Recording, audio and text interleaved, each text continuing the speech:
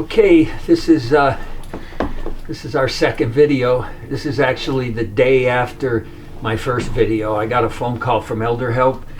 Some guy in Post Falls, his furnace won't turn on. I spoke to him on the phone. You know, I have a little experience with my furnace, and if you look through the sight glass, when it's cycling through its progressions, you'll hear a click, which is the gas being released into the burner. In his case, probably propane, because he lives in a mobile home. And then there will be a glow in the sight glass. It'll start to glow, and then you'll hear a click. And what that is the gas is being released. The glow is a thing called an igniter that starts the flame for the heat. His igniter's not turning on. So I'm going to drive down. I got to plow my driveway to get out because it's been snowing for 12 hours. I'm not licensed, but I have enough experience and enough confidence that I'm not going to screw anything up. And I'm going to attempt to determine if it's his igniter, and then if it is, I'm going to try to find a parts place where I can get another one and do it myself for him.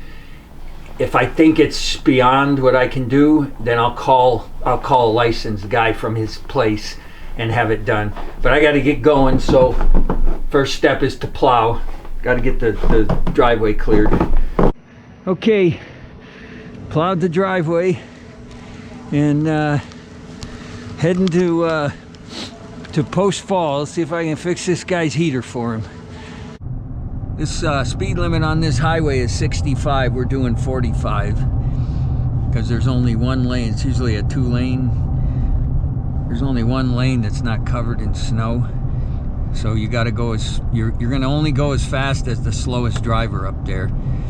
So we're going 40 to 50, and we got a lot of miles to go. So I don't know if you can see the line of cars, and then behind me there's another line of cars. Not the best weather to be driving in, but we got to take care of this guy because it's gonna get cold. Today's Tuesday. They're saying by Thursday that Siberian blast is supposed to be over us, over the country actually. We're the lucky ones. I looked on the map, we're catching the edge of it. If you live over east in Minnesota, Michigan, all those states over there, they are gonna get hammered. Well, I'm in the mobile home park, and so now I just gotta find them. Let's see, Selkirk Avenue, that's what they're on. Let's see. Okay.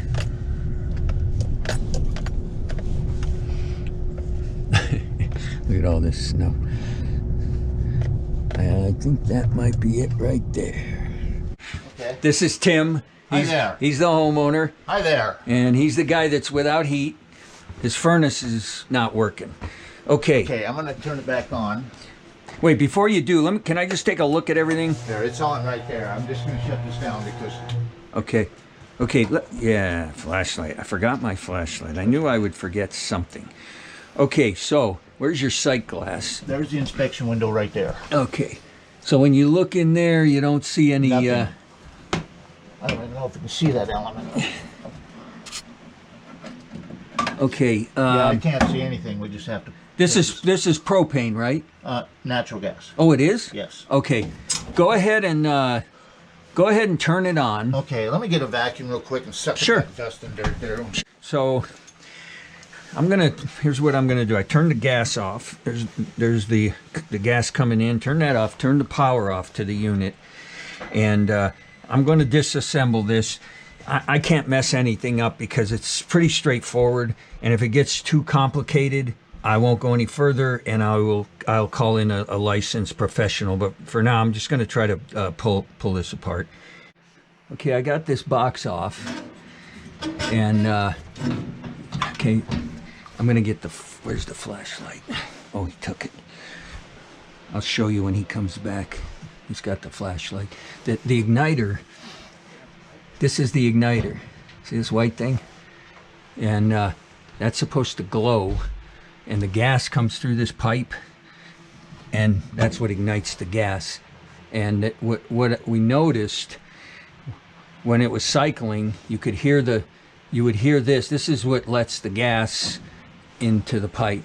That would click. There's a relay that would click, telling us it's letting gas in. But the igniter, do you have that flashlight? Yeah, is that been on it? Yeah. Oh yeah, I can make that work. I want to show this on camera, what we're doing here. So Yeah, I can hold it for you. yeah, so there's the igniter. Yep. And in order to get this out, I got to take this pipe off. Now, we turned the gas off. Gas is off. But in case something's not right, Boy, that's a good one, ain't it? yeah, that's on there good. So I pulled that box out. The igniter, the way I believe it works, and you know, I have a little bit of electronics background.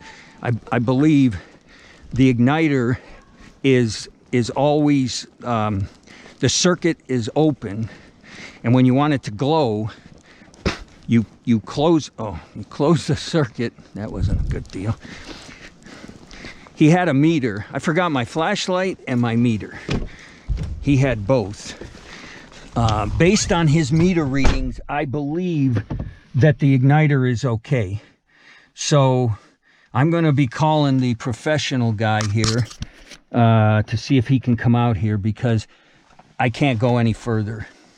Okay, Anyway, Tim wants to tell me a story. I figured I'd record it. I appreciate John coming over and doing this, and if I could do these things, I would myself. But what I wanted to say to John is I have helped and served in this community. In 1988, there was a big ad for volunteers to become emergency medical technicians to serve the area here. I zoomed down there just as fast as I could. I got the certification. I gave them 4 years of my time, and 2 years of that time was spent training the outlying first responders on steep terrain rescue Wow. and extrication. Did you have any experience going in? No. Really? I just went in there and put myself full bore into it. Really? And learned everything just as quickly as I could, because I knew I could do these things, and that it wouldn't bother me to go out and get into a traumatic situation like that and Yeah. organize it and you know, and do what you have to do to get them people in and get them saved, or Right. whatever you have to do. Boy, that's amazing. I got my stork pin. This is my jacket that I've had, and you see it says Post Falls Ambulance, Oh yeah. and my stork pin because I had a baby come into my hands. Oh wow. Got this pin because I got to go on a Lifebird. You got to go what? On the Lifebird, the helicopter. no on one kidding. run. Yeah, it was pretty cool. Jeez, what an adventure. Yeah, and so, you know, I had life come into my hands, and in the same token, we had a storm out here, a micro storm out here on Hayden Avenue. Yeah. It picked up a car and flung that car about 100 feet. It threw the woman out. She was laying head down, face down in a mud puddle. I got her out of that, and I tried everything I could to revive her, but she passed in my hands. Oh man. So that was a real tough one. Yeah, that's. You know, it's something you don't get over real easy. I got to show you some stuff Tim made. He made this stuff from scratch. I'll have him describe this to you, because he made that. Look at that thing.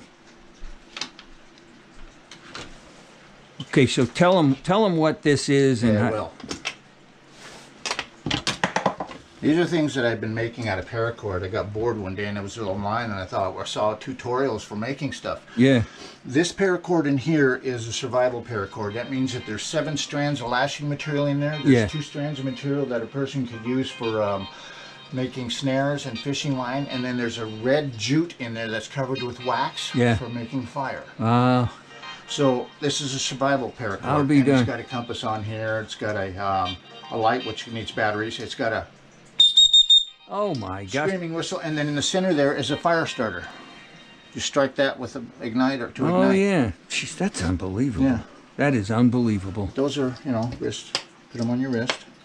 Wear them. Do you sell those? I will once I start making them. Yep. Okay. Now what about this? Now that, there's over 100 feet of paracord in this.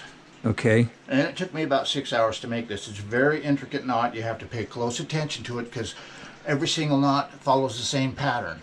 Yeah. So that you get this pattern that you see in here. Right. You don't do a knot one way and then try and do it another way because it messes the pattern up. Oh But my God. it's tedious work. You have Yeah. to pay attention to it. But, you know, people see this and they, wow, that's beautiful. Ooh, yeah. I say, well, $60. I also, what I want to try. Well, wait a minute. What is it? It's paracord. It's No, a no, rifle but what is sling. it used for? This is a rifle sling. You Okay. put it on your rifle. Okay. I'll show you here. Okay. Yeah, because I mean, when I saw it, I had no idea what that was.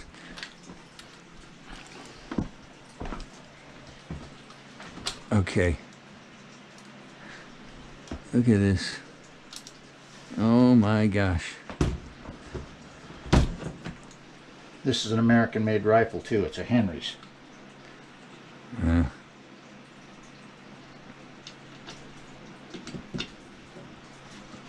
Come on, get up in there.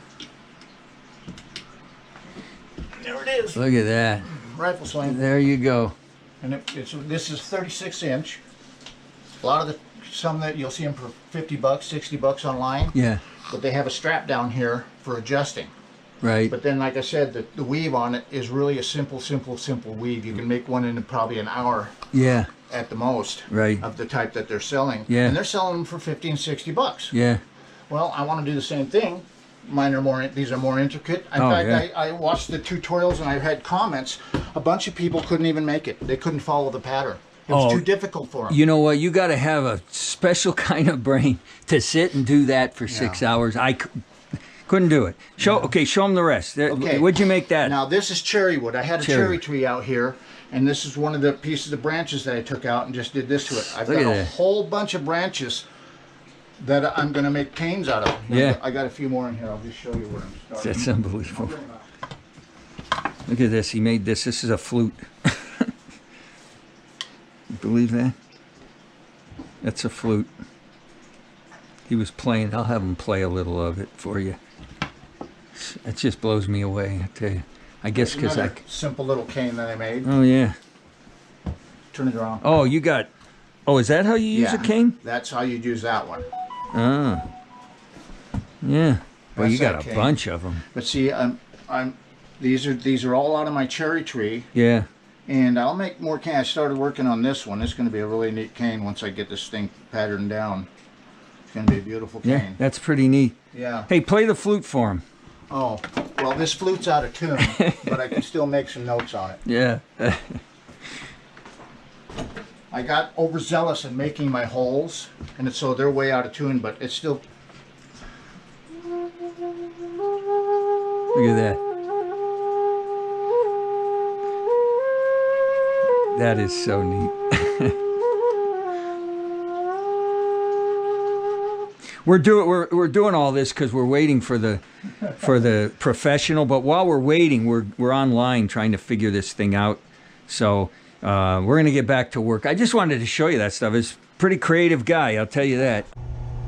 Okay, we got it working here. We've got it running. So the gas is coming in, the relay is clicking, the igniter is lighting up now where it wasn't before. And the only possible thing, yeah, I'm thinking it was a loose connection, but here's the interesting part. Can you hold that for a second? Gotcha.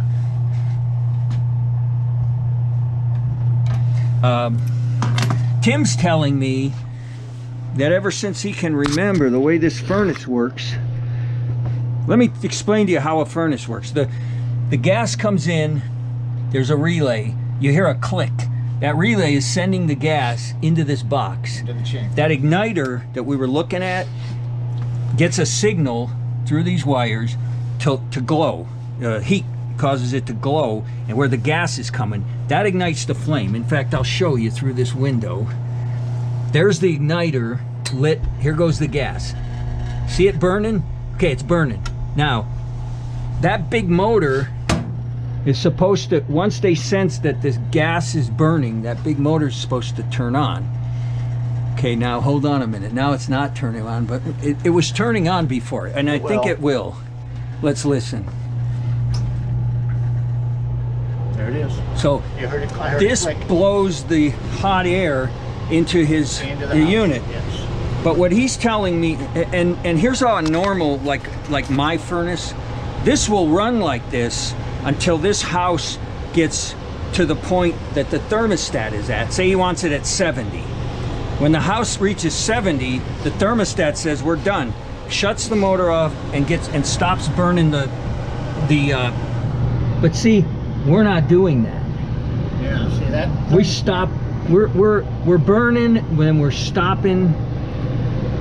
Then this probably is going to shut off, It will after it cools down to a certain temperature. and this will recycle. So we know that there is one sensor in there working for the blower. It's a temperature sensor to Yeah. tell this blower on and off, and it's working because the blower comes on and off. Yeah. Okay. There's the igniter turning on. Listen for the click. I didn't hear the click. There it goes. There it is. There's the gas burning. coming on. So we know that's working fine. But the relay for the gas but- is working fine. but you're telling me that since you can remember, it cycles. Yep. Even if the house isn't warmed up. Yep. While it's on, Like that while keeps it's on, this will kick off and on, Yeah. and this fan will kick off and on in Yeah. order to the temperature, according to what the temperature is to it. Now at that point, based on what he's saying, we fixed it.